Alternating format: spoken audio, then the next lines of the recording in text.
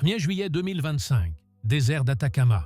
Sur l'écran du réseau Atlas, un point beaucoup trop pressé pour être banal. Les chiffres s'alignent et dessinent une histoire impertinente. Trajectoire hyperbolique, vitesse au-dessus de l'évasion solaire, provenance apparente du Sagittaire, cœur de la Voie lactée. En quelques heures, la communauté confirme ce qui semblait invraisemblable. Ce n'est pas un enfant du système solaire. Voici 3I Atlas, troisième voyageur interstellaire jamais repéré. Et déjà, il bouscule nos repères. Avant d'entrer dans les détails, un appel simple. Abonnez-vous à la chaîne Source Galactique. Laissez un like et dites-nous en commentaire le fait qui vous a le plus surpris. Les prochains mois seront une enquête scientifique en direct et nous traduirons chaque chiffre en idées claires. Pourquoi 3I Atlas intrigue-t-il autant? Parce qu'il s'allume trop tôt. Les comètes classiques se réveillent près de la ceinture d'astéroïdes, lorsque l'eau peut enfin se sublimer. Ici, l'activité démarre au-delà de Jupiter, là où l'eau reste dure comme la pierre. La clé est chimique. Le dioxyde de carbone passe en gaz à bien plus basse température. Un noyau riche en CO2 suffit à générer une coma sous un soleil encore lointain. Hubble capture une silhouette en larmes, puis James Webb assène une mesure inattendue par son extrême. Un rapport CO2 H2O proche de 8,1, record absolu. Dans notre quartier, l'eau commande. Ici, le carbone tient le sceptre. Hypothèse, 3I Atlas s'est formé dans un disque plus froid ou différemment dosé, où la glace sèche dominait. Rien de définitif, mais une piste robuste. Ensuite viennent les codes barres du cosmos. Sur Terre, comme dans l'espace, les spectrographes visent des longueurs d'onde précises. CO2 à 4,26 mm, CO à 4,67 mm, MERN H2O à 3,05 mm. En visible, le cyanogène près de 398 nm et les bandes du C2 à 516,5 nm, responsables du vert émeraude des comètes. Enfin, l'oxygène à 630 nm, signature de l'eau brisée par la lumière solaire. Si cette raie s'intensifie en approchant du Soleil, l'eau, même minoritaire, se désagrège bel et bien dans la coma. La dynamique raconte une autre vérité. La photométrie suggère une rotation de 7,2 heures. Des jets de gaz inégaux agissent en micromoteurs. Ils modifient doucement la période et poussent un peu l'orbite. Une dérive continue de 2-3% autour du périhélie serait normale. Des sauts brutaux, non. C'est l'un des verrous logiques. Si les modèles de jets reproduisent la dérive, l'explication naturelle gagne des galons. La communauté a posé 5 prédictions falsifiables avant la tempête de données. 1. Le CO2 restera maître avant et après le périhélie. Pas de changement de régime chimique. 2. La polarisation augmentera avec l'angle de phase au-delà des courbes habituelles. Indice de grain duveteux poli par des millions d'années de rayonnement interstellaire. 3. La période de 7,2 heures dérivera de façon lisse selon les jets asymétriques. 4. Les isotopes, notamment le rapport DH, sortiront de la bande médiane du système solaire. 5. Le silence radio sera total.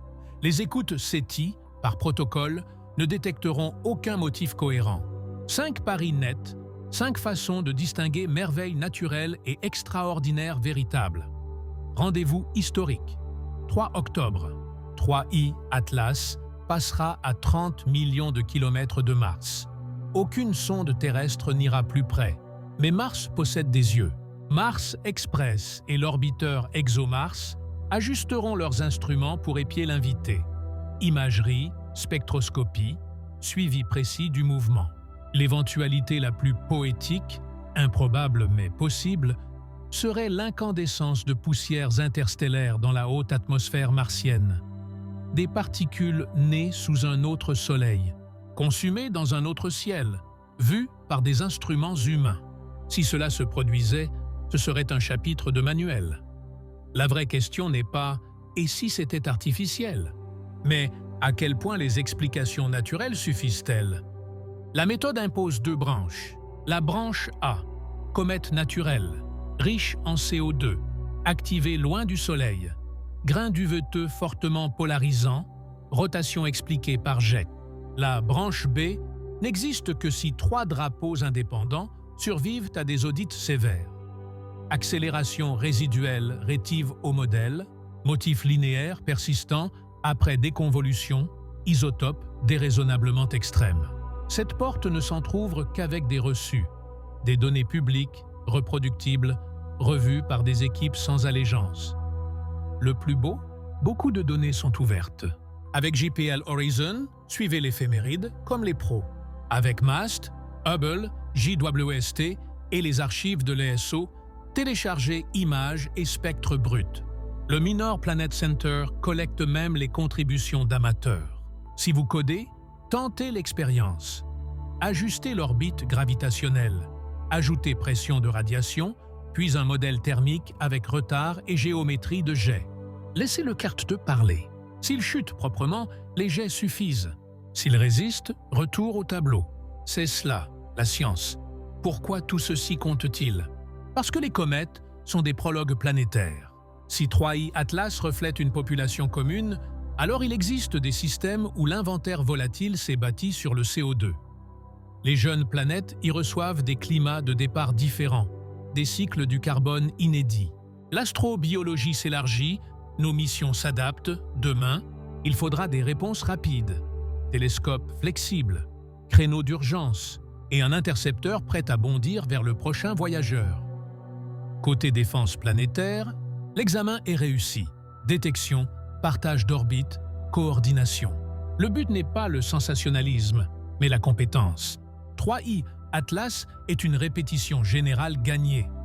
Dans les prochains blocs, nous détaillerons les 5 tests et comment les lire depuis chez vous. Nous expliquerons l'arrêt OI 630 nanométres, la photolyse qui engendre le ver cométaire, l'anatomie d'un jet qui tord une période de 7,2 heures. Et nous dresserons un pont vers Mars, ce que ces orbiteurs pourraient voir, ce que nous verrions d'ici et ce que signifierait, pour toujours, une pluie d'étoiles d'un autre soleil dans un ciel rouge. Abonnez-vous à la chaîne Source Galactique, laissez un like et partagez cette vidéo. Merci de nous avoir suivis et à très bientôt pour une nouvelle exploration cosmique. Revenons à l'infrarouge, là où la chimie parle sans métaphore. Entre 3 et 5 micromètres, chaque molécule possède une empreinte. L'eau vibre vers 3,55 mm, le dioxyde de carbone près de 4,26 mm, le monoxyde de carbone à 4,67 mm. Ces raies sont des barres de code. Elles révèlent les liaisons qui s'étirent et se contractent. Si le CO2 reste dominant avant et après le périhélie, ces raies garderont une aire plus grande que celle de l'eau. Un retournement soudain, l'eau passant chef d'orchestre, exigerait une cause notable. Hétérogénéité extrême du noyau, fissures exposant des poches d'H2O ou conduction thermique non linéaire. Visualisez un gâteau feuilleté sous une croûte poussiéreuse. Le soleil chauffe. La couche, facile, le CO2, se sublime la première. Si, plus profond, l'eau abonde, sa signature n'émergera qu'une fois la chaleur infiltrée. Dans un comète classique, la croûte est mince, l'eau prend vite la parole. Dans 3i Atlas, la couche de CO2 semble si épaisse qu'elle garde le micro. C'est l'esprit de la prédiction 1, une chimie têtue et stable. La polarimétrie, elle, raconte la texture des grains. La lumière solaire, initialement non polarisée, devient partiellement polarisée après diffusion sur le poussière. La fraction de polarisation dépend de la taille, de la forme, du caractère duveteux des grains. Des particules poreuses, érodées par des millions d'années d'irradiation interstellaire, polarisent davantage que des grains compacts. En suivant la polarisation en fonction de l'angle de phase, on peut déduire si 3i Atlas transporte de la poussière vieille. Une élévation au-dessus des courbes usuelles de la nube de Oort serait une signature élégante de ce long voyage. La troisième épreuve vit dans la rotation. Une période de 7,2 heures n'est qu'un chiffre, jusqu'à ce qu'on la suive nuit après nuit. Des jets asymétriques jouent au micromoteur et modifient doucement la période. La physique offre ici un formalisme net. Moment d'inertie, distance des jets au centre de masse, débit de masse, vitesse d'éjection. Une dérive de 2-3% autour du périhélie coche la case normale. Des paliers abrupts réclameraient d'autres histoires, fractures soudaines, éjection de blocs, voire anomalies dynamiques plus ardues. Quatrième clé, les isotopes. Le deutérium, hydrogène lourd, s'insère dans l'eau selon la température du réservoir primitif. Mesurer DH, c'est lire un acte de naissance. Les comètes locales tracent une bande. Si 3I Atlas sort de cette bande, il parle avec un accent atomique étranger. C'est simple à énoncer, long à mesurer, mais implacable dans l'interprétation. Cinquième clé, le silence radio. Les balayages SETI tractent la cohérence. La coma, elle, produit du bruit thermique sans motif. Ici, ne rien entendre est attendu et scientifiquement utile. Revenons à Mars. Le 3 octobre, la géométrie sera un cadeau. Mars Express et l'orbiteur TGO pourront échantillonner des angles de phase difficiles depuis la Terre, obtenir une polarimétrie fine et, si la chance s'en mêle, surprendre quelques flashs d'entrée de poussières interstellaires dans la haute atmosphère. Probabilité faible, gain scientifique énorme. Il suffit d'orienter les instruments au bon moment. Même une non-détection informerait les modèles de densité de poussière éjectée. Répondons aux questions fréquentes. Provenance du Sagittaire, donc origine galactique centrale? Non, la constellation indique la direction apparente sur la sphère céleste, pas le lieu de naissance. Plus vite que la gravité? Traduction. Énergie orbitale positive, trajectoire hyperbolique. Et la pression de radiation? LS modélisée. Elle affecte surtout les grains, pas le noyau massif. L'art consiste à séparer poussées lumineuses sur la poussière et pousser des jets sur le noyau. À propos des tailles, l'éclat total mêle noyau et coma. Distinguer les deux exige des modèles, des hypothèses sur l'albédo et l'activité, d'où les estimations mouvantes. Avec 3I Atlas, attendez-vous à des révisions jusqu'à ce que l'activité décroisse et laisse apparaître une contribution plus propre du noyau. Pourquoi un messager si riche en CO2? Parce que tous les disques protoplanétaires n'alignent pas leurs lignes de neige au même endroit. Métallicité, luminosité précoce, turbulence et chimie locale déplacent ces frontières. 3I Atlas pourrait venir d'un disque plus froid où la glace sèche dominait l'inventaire. Ce n'est pas anecdotique. Cela change les scénarios d'acheminement des volatiles vers les planètes naissantes et, avec eux, leur climat. Mettons des chiffres sur la dérive de rotation. Imaginez un noyau de 500 mP de rayon, densité 500 kcal M3, un jet de 10 kg à 500 mP, appliqué à 200 mètres du centre. Le couple généré modifie la période de quelques ms jours. Sur des semaines, cela devient des minutes, parfaitement mesurables. Si les observations collent à cette dynamique, la nature gagne des points. Sinon, les modèles devront s'étoffer. La branche B ne s'ouvre qu'après avoir épuisé tout le catalogue des causes naturelles. Fissures, dégazage impulsif, fragmentation, biais instrumentaux, contamination spectrale. Si 3 drapeaux survivent, alors seulement on posera la question extraordinaire. Et la réponse par défaut restera naturelle, jusqu'à preuve du contraire. C'est ce garde-fou qui a permis à la science d'aller de l'étrange au établi. Un mot sur la couleur verte. Elle naît du C2 excité. Riche en CO2 ne signifie pas vert garanti. Il faut des précurseurs carbonés et une photolyse efficace. Mesurer les bandes vaut 1000 photos esthétiques. En novembre, après le périhélie, nous saurons si la chimie reste têtue, si la polarisation grimpe et si la rotation dérive comme prévu. Une victoire de la branche A ne serait pas banale. Elle installerait une nouvelle classe de comètes interstellaires dominée par le CO2, avec des implications directes pour les atmosphères naissantes d'exoplanètes. C'est discret, mais profond. N'oubliez pas, éphéméride sur JPL Horizon, données brutes sur MAST et ESO, contribution sur le Minor Planet Center. Partagez vos courbes, vos scripts et vos doutes en commentaire. Nous mettrons en avant les travaux rigoureux de la communauté. Plongeons maintenant dans l'anatomie intime d'un jet cométaire, ces petites fontaines qui, comme des micro-fusées naturelles, sculptant la rotation et parfois la trajectoire des visiteurs interstellaires comme 3i Atlas. Imaginez un noyau froid, sombre, recouvert d'une croûte poussiéreuse. Le Soleil envoie ses photons, la chaleur pénètre lentement, atteint une poche de glace enfouie. En un instant, la glace se sublime, la pression interne monte et un jet s'échappe, propulsant gaz et poussière à plusieurs centaines de mètres par seconde. Chaque jet agit comme un moteur. En expulsant de la matière dans une direction, il pousse le noyau dans l'autre.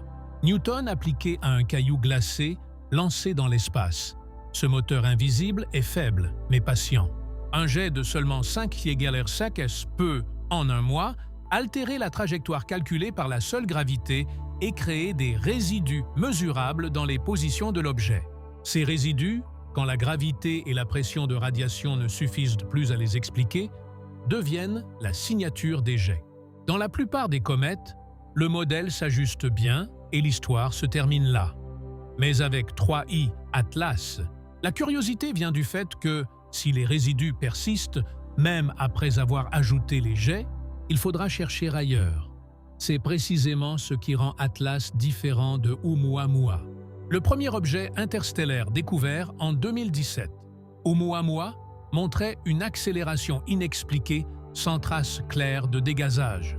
Ici, nous avons des spectres, des jets visibles, une coma riche en CO2. La question est donc simple. Les modèles suffiront-ils à tout expliquer? C'est là que les deux fourches de la logique scientifique se séparent. La branche A est robuste. Activité précoce expliquée par le CO2, rapport CO2-H2O extrême, mais cohérent avec un disque plus froid, poussière duveteuse polarisée, comme attendu après un long voyage interstellaire, rotation dérivante en douceur selon les jets. Toute cool!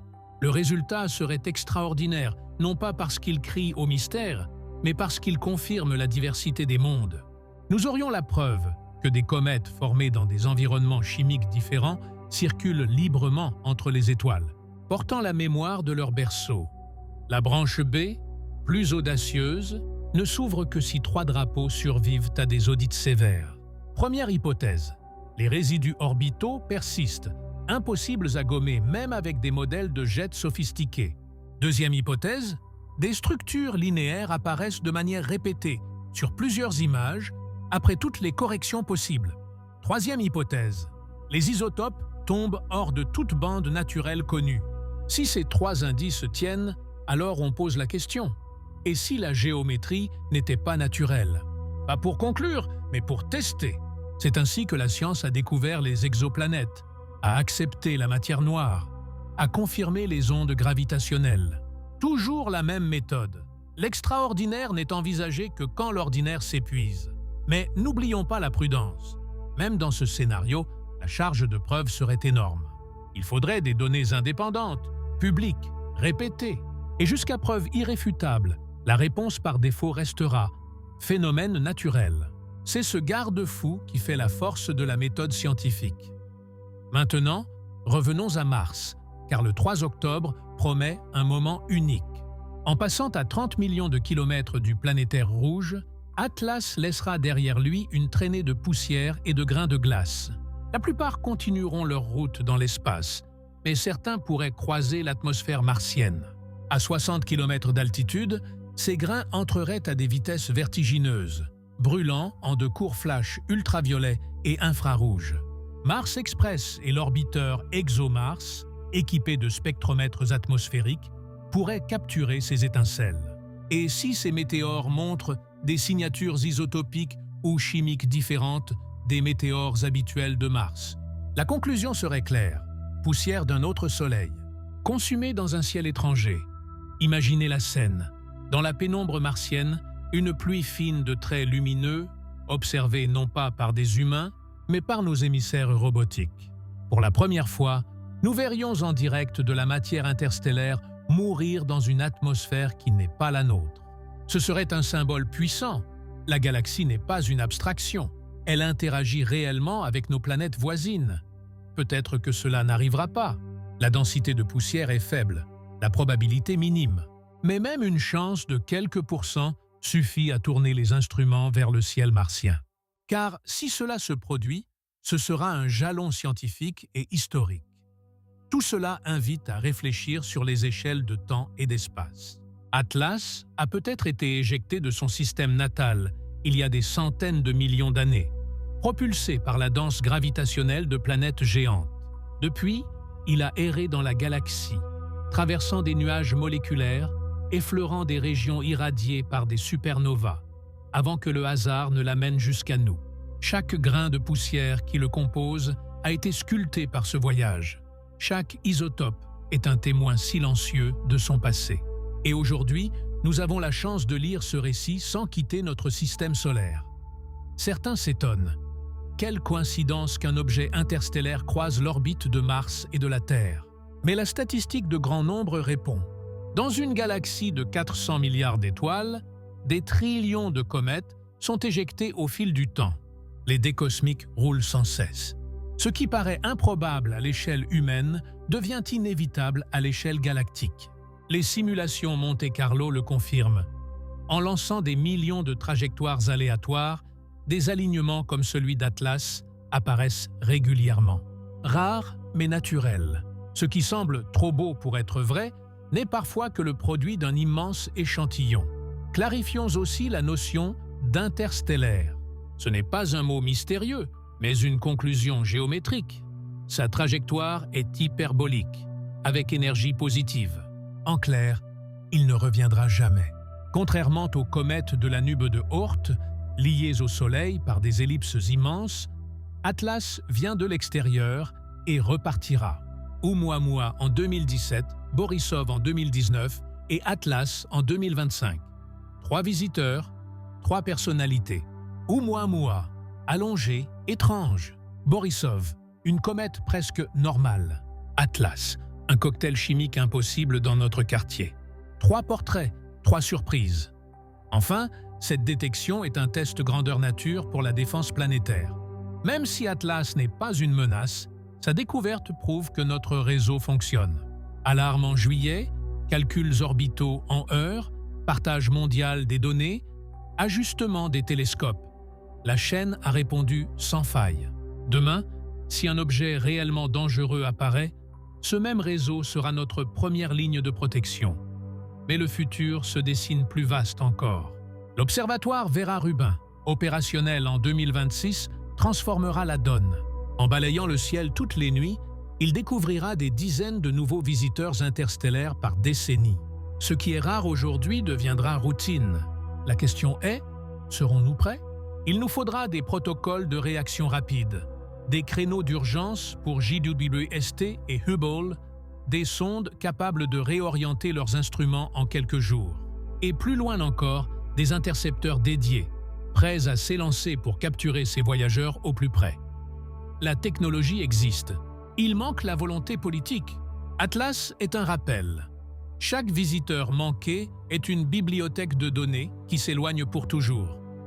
Nous concluons ce bloc en fixant 3 verdicts clés.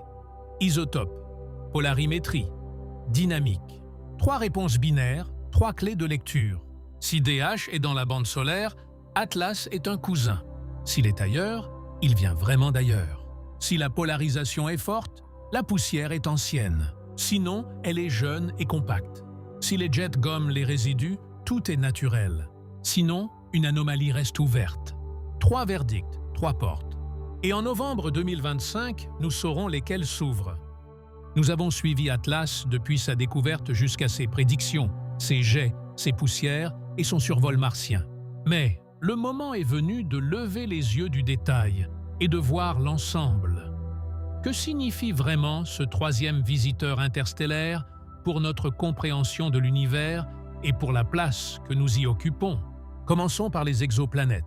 Jusqu'ici, nos modèles de planètes habitables reposaient sur une hypothèse très terrestre. L'eau domine, transportée par des comètes riches en H2O. La Terre, croyons-nous, a reçu une partie importante de ses océans grâce à ce mécanisme. Mais Atlas bouleverse ce récit. Et si certains systèmes reçoivent surtout du CO2? Un monde jeune bombardé de comètes riches en dioxyde de carbone verrait son atmosphère initiale saturée de gaz carbonique. Résultat, un effet de serre intense, comme Vénus, ou des cycles climatiques instables, alternant glaciation et fournaise selon la chimie des roches et du volcanisme. Autrement dit, la fenêtre de stabilité climatique, si essentielle à la vie, changerait radicalement d'un système à l'autre. C'est ici que l'astrobiologie s'élargit. La Terre pourrait être l'exception, pas la règle. La vie, ailleurs, pourrait émerger dans des océans saturés de CO2, avec une biochimie différente. Souvenons-nous, sur Terre même, des organismes survivent dans l'acide, dans les glaces, dans les radiations. Pourquoi ne pas imaginer des écosystèmes sous des climats de carbone extrêmes? Atlas ne nous apporte pas de réponse définitive, mais il ouvre les bonnes questions. Deuxième implication, la défense planétaire. Loin de représenter un danger, Atlas est un test grandeur nature du système de détection mondial. Le 1er juillet 2025, Atlas, le télescope, a sonné l'alerte. En quelques heures, les éphémérides circulaient, les observatoires pivotaient, les agences coopéraient. La chaîne a fonctionné. Cela prouve que, si un jour un véritable projectile se dirige vers la Terre, nous aurons les outils pour le suivre et évaluer le risque. Plus encore, Atlas permet de tester nos modèles d'accélération non gravitationnelle, de perfectionner les algorithmes. Chaque comète interstellaire est une répétition générale pour la sécurité de la planète. Troisième message, l'avenir. L'observatoire Vera-Rubin, prévu pour 2026, va transformer le paysage. Avec ses relevés systématiques, il détectera des dizaines de visiteurs interstellaires par décennie. Ce qui est aujourd'hui une rareté deviendra une routine. Cela signifie que la science devra changer de rythme.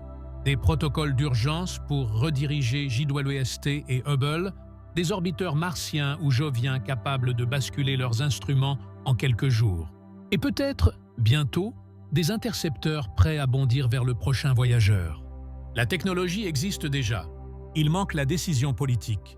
Atlas nous rappelle, chaque visiteur raté est une bibliothèque de données qui s'éloigne pour toujours. Alors, que retiendrons-nous de 2025? 3 verdicts binaires, sans place pour l'ambiguïté. Les isotopes. Le rapport DH tombera-t-il dans la bande solaire, signe d'un cousin lointain, ou bien en dehors, preuve d'un berceau étranger? La polarimétrie. La lumière sera-t-elle fortement polarisée, signal de poussières anciennes, ou faible, indice de grains compacts? La dynamique. Les jets gommeront-ils les résidus, ou bien une anomalie subsistera-t-elle? 3 clés, 3 réponses. En novembre 2025, elles seront sur la table. Ce n'est pas seulement une affaire d'astronomie. C'est une leçon d'humilité. Notre intuition nous dit que la trajectoire d'Atlas est trop belle pour être vraie. Mais l'univers n'a aucune obligation de respecter notre instinct. Les trous noirs semblaient impossibles jusqu'à la première photo en 2019. L'intrication quantique paraissait absurde jusqu'à ce que les expériences la confirment. Et aujourd'hui, Atlas nous dit encore « Improbable n'est pas impossible. Seul compte la mesure. » Ainsi, quand arriveront les données, souvenez-vous de la logique. Pas de mystère pour le mystère, pas de spéculation gratuite. Juste des nombres, des spectres, des courbes. C'est la beauté de la science. Elle ne demande pas de croyance, mais de patience. Et même si la branche A l'emporte, même si tout s'explique naturellement par des jets et une chimie atypique, le résultat restera extraordinaire. Nous aurons confirmé l'existence de comètes dominées par le CO2, preuve que les disques protoplanétaires varient plus qu'on ne l'imaginait. Une Terre riche en eau pourrait être une exception chanceuse. Et cela, loin de nous isoler, nous rend uniques dans une galaxie immense. Si, au contraire, une partie de la branche B survit, si des anomalies persistent, si les isotopes s'emballent, si des structures improbables résistent aux corrections, alors une nouvelle conversation commencera. Mais elle se fera avec des preuves, pas avec des intuitions. Dans tous les cas, nous gagnerons du savoir, des modèles affinés, une meilleure préparation pour les dizaines de visiteurs à venir. Voilà ce que représente 3i Atlas. Un catalyseur, un objet minuscule qui force la science à grandir, à coopérer, à partager, à se préparer. Un rappel que nous vivons dans une galaxie ouverte, où les mondes voyagent et se croisent, et où chaque rencontre est une leçon. Nous refermons ici ce récit de 2025. Mais l'histoire continue. Dès 2026, Vera Rubin changera la cadence et chaque visiteur apportera sa surprise. La chronique cosmique ne fait que commencer. Abonnez-vous à la chaîne Source Galactique. Laissez un like et partagez cette vidéo. Merci de nous avoir suivis et à très bientôt pour une nouvelle exploration cosmique.